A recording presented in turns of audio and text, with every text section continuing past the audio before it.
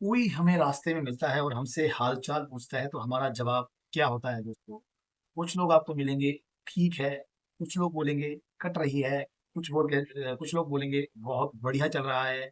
सबके अलग-अलग जवाब होंगे और यकीन मानना जिसके जवाब जैसे होंगे, उसका व्यक्तित्व भी उसी प्रकार से होगा, उसका विचार भी उसी प्रकार से होगा। दोस्तों मेरा नाम राजेश रायल है और इस स्पेशल वीडियो में मैं आपका हार्दिक स्वागत करता हूँ। अगर वीडियो कहीं पर भी आपको लगे कि आपके लिए वैल्यूएबल है, तो कृपया इसको शेयर कीजिए, लाइक कीजिए और कमेंट भी ज़रूर कीजिए और मेरे चैनल को सब्सक्राइब ज़रूर कीजिए क्योंकि सब्सक्राइब करेंगे तो आपके पास और बहुत सारी वीडियो इस प्रकार से आती दोस्तों, हमारा जो मन है, हमारा जो विचार है, वो हमारी बुद्धि पर भी असर डालता है। अगर मान लो किसी ने हमारा हाल पूछा, मैंने जवाब दिया, ठीक है, कट रही है। इसका मतलब क्या है कि ज़िंदगी मुझ पर बोझ है और मैं ज़बरदस्ती इसको काट रहा हूँ।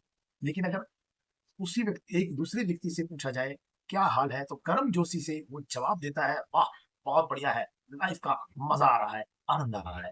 तो दोस्तों, वास्तव में उसके माइंड पर भी वो शब्द, वो भावना असर डालती है क्योंकि कहते हैं ना, जैसा हम सोचते हैं, जैसा हम विचार करते हैं, उसी प्रकार से हमारे माइंड जो है, उसी प्रकार के कार्य करने के लिए स्वतंत्र होता है। क्योंकि माइंड को नहीं पता कि क्या सही है, क्या गलत है। आप जैसा विचार रखेंगे, वैसे ही विचार वो आपके सामने और भी लाता रहेगा। क्योंकि दोस्तों, आपके सामने कोई चीज़ है, आपके सामने कोई भी बात होती है, आप उसको गर्मजोशी से जवाब देते हैं, आपके माइंड पर पॉज़िटिव इफ़ेक्ट पड़ता है और आपकी भावनाएँ यानी कि इमोशंस भी उस समय अगर एक्टिव हों, तो दोस्तों ये सारी चीज़ें हमारी वाइब्रेशन के थ्रू यूनिवर्स को जाती हैं और जब यूनिवर्स को जाती हैं, जैसे शब्द आपने बोले हैं, आप वैसे ही बन जाते हैं। मैं आपको एक छोटा-सा किस्सा सुनाता हूँ, शायद आपको याद आएगा तो आपको पता लगेगा कि कहानी कौन-सी है।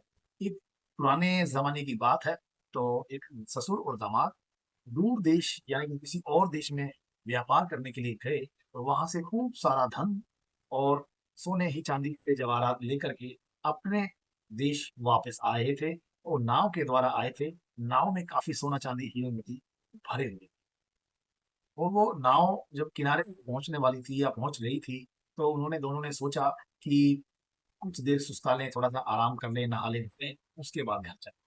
तो वो नहाने-धोने में व्यस्त थे ही कि तभी एक साधु बाबा वहाँ से गुज़रते हैं और उनसे कुछ डिमांड करते हैं, कुछ माँग करते हैं कि अरे! तुम्हारी नाव तो बहुत भारी लग रही है क्योंकि वो पानी में काफ़ी डूबी हुई थी। तो क्या है ऐसा इसके अंदर? तो ससुर-दामाद जो थे वो व्यापारी, वो सोच रहे थे कि अगर हमने बता दिया कि इसमें सोना-चांदी हीरा-मोती है, तो ये साधु बाबा कुछ ना कुछ डिमांड अवश्य करेगा। इसलिए उन्होंने बोला कि इसमें तो केवल और केवल घास-फूस वगैरह ही भरे पड़े हैं, पत्ते वगैरह। तो साधु बाबा बहुत पहुँचे हुए थे। उन्होंने बोला कि जय बच्चा, जैसा तुमने सोचा है, जैसा तुमने बोला है, वैसा ही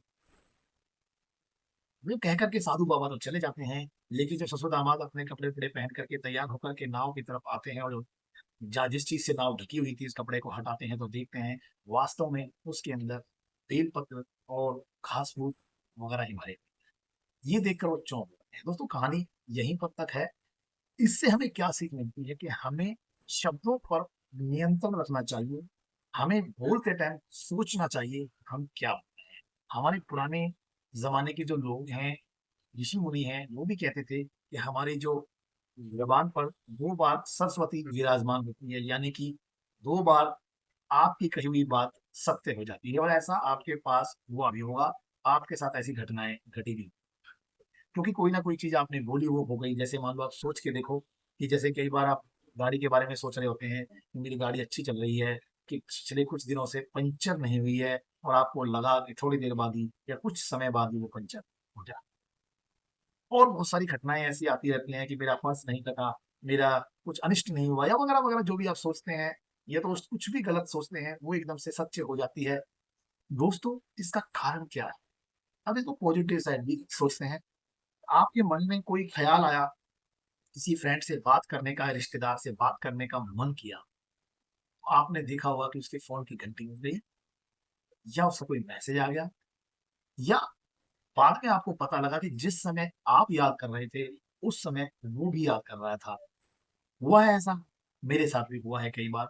मैंने किसी फ्रेंड को याद किया और मन में सोचा कि यार उससे बहुत दिन हो गए बात करते हुए और उसी टाइम उसके बेल बज जाए।